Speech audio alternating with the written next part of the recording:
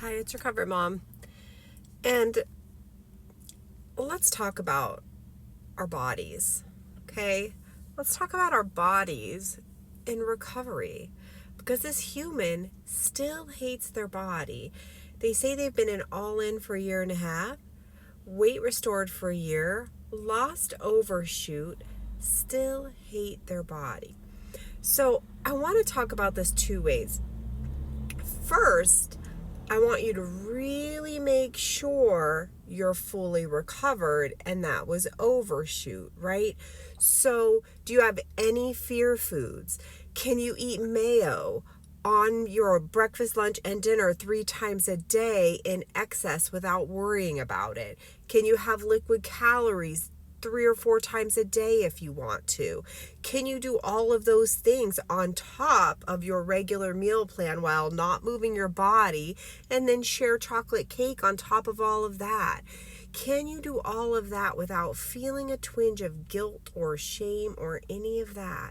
Because if any of that still brings up anxiety or worry or guilt, right, then likely the eating disorder is still alive in your brain. And if that's the case, you likely are not at your set point. And perhaps you do need to gain a little more and challenge those fears a little more, okay?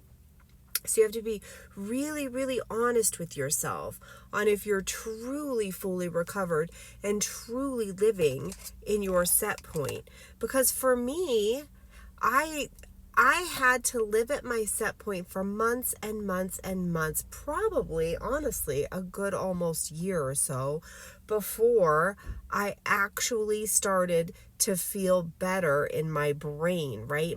Your brain is the last thing to catch up. Your body comes on quickly, and our poor brains take a long time to catch up.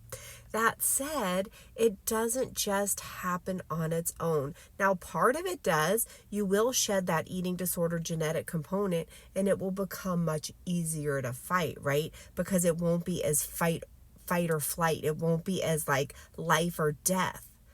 It'll just be like neural rewiring that has to be done. It'll just be because you've been living this way for so long and you've been teaching your brain for so long that a bigger body is bad. So you need to undo that. And there's specific things you can do to help with that. For me, the first thing that I did to help with that was I put Post-it notes and things all over my house talking about body size and how it doesn't matter, blah, blah, blah.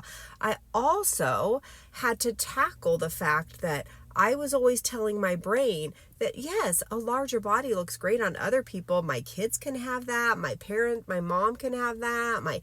My family members, my loved ones, my coworkers, they can all have a larger body. It's wonderful. It's fine. It looks fabulous on them. But me, it's not okay for me.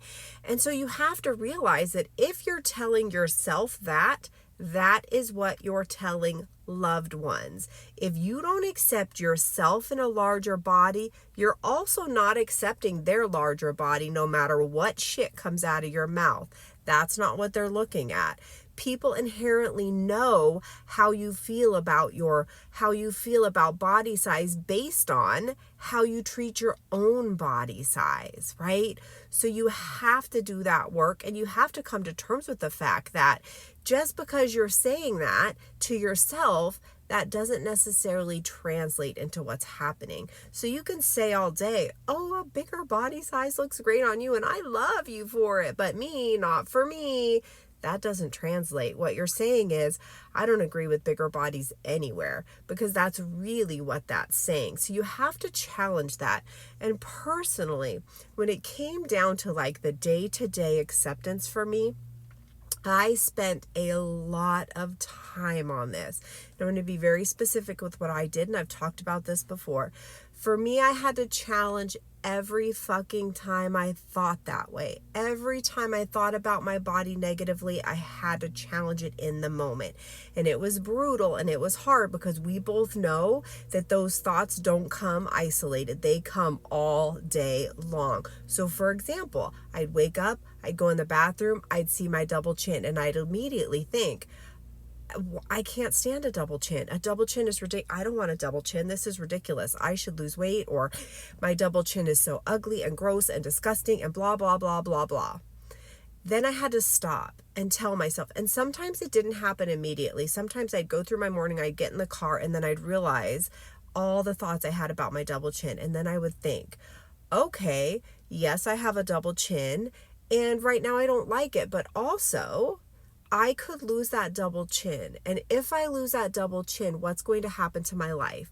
I'm going to have an eating disorder. I'm going to be cold all the time. My family's going to be afraid I'm going to die. My hair is going to fall out. I'm going to be miserable. I'm going to be isolated. I'm not going to get chocolate cake or chai teas. There's so many bad things that will come with a smaller chin. Now I could accept my double chin and love it, because what gifts come with this double chin?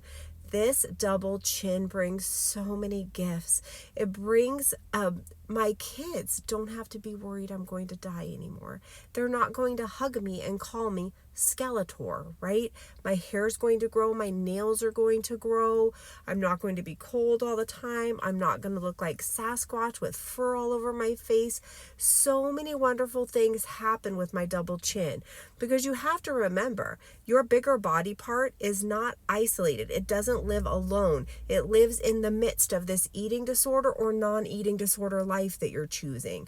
So yes, you can look at your double chin and think, oh, I hate that.